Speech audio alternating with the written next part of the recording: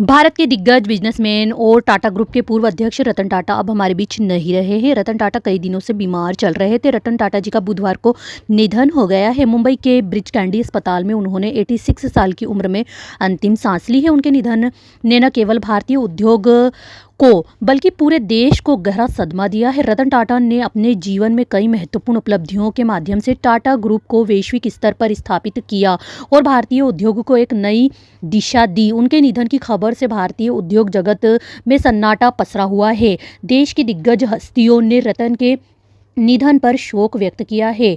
आपको जानकारी के लिए बता दें कि रतन टाटा का जन्म 28 दिसंबर 1937 को हुआ था। उन्होंने अपनी प्रारंभिक शिक्षा मुंबई में और उच्च शिक्षा अमेरिका के ऑस्टिन विश्वविद्यालय से की।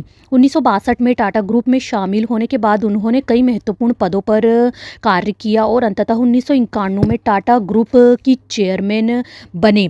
टाटा ग्रुप के चेयरमैन रहते हुए उन्होंने कई नई कंपनियों की स्थापना की, जिनमें टाटा नैनो, टाटा मोटर्स और टाटा स्टील शामिल है। उनकी व्यावहारिक दृष्टि और नैतिकता ने उन्हें भारत में एक आदर्श नेता बना दिया।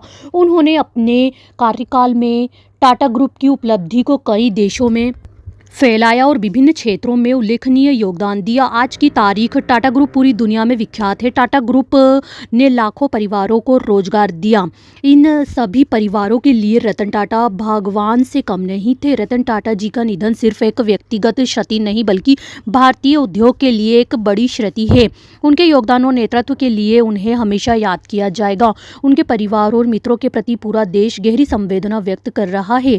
रतन टाटा का व्यावसायिक दृष्टिकोण हमेशा समाज के प्रति जिम्मेदारी और नैतिकता पर केंद्रित रहा। उन्होंने अपने उद्योग को केवल लाभ के लिए नहीं बल्कि समाज के विकास के लिए भी संचालित किया। उनके कार्यों ने न केवल टाटा ग्रुप को बल्कि भारतीय उद्योग को भी एक नई दिशा दी। उन्होंने CSR कॉर्पोरेट सोशल रिस्पॉन्सिबिलिटी पर भी जोर दिया, जिसमें शिक्षा, स्वास्थ्य और ग्रामीण विकास जैसे क्षेत्रों में महत्वपूर्ण योगदान दिया गया। रतन टाटा का योगदान सिर्फ व्यवसाय तक सीमित नहीं था, वे एक फिलांथ्रोपिस्ट भी थे जिन्होंने अपनी संपत्ति का एक बड़ा हिस्सा चैरिटी में दान किया। उन्होंने टाटा ट्रस्ट के माध्यम से कई सामाजिक कार्य किए, जिनमें शिक्षा, स्वास्थ्य और ग्रामीण विकास शामिल है। उनकी विदाई ने एक युग का अंत किया है।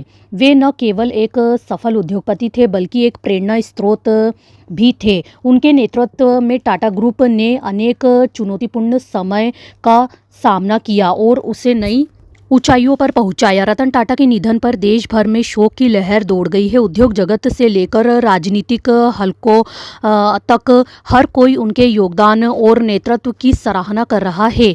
कई प्रमुख हस्तियों ने उन्हें श्रद्धांजलि दी है और उनके जीवन को एक प्रेरणादायक उदाहरण माना है। उनकी गहरी यादें और मूल्य हमारे साथ हमेशा रहेंगे। रतन टाटा जी की विरासत हमेशा टाटा ग्रुप और भारतीय उद्योग में जीवित रहेंगी।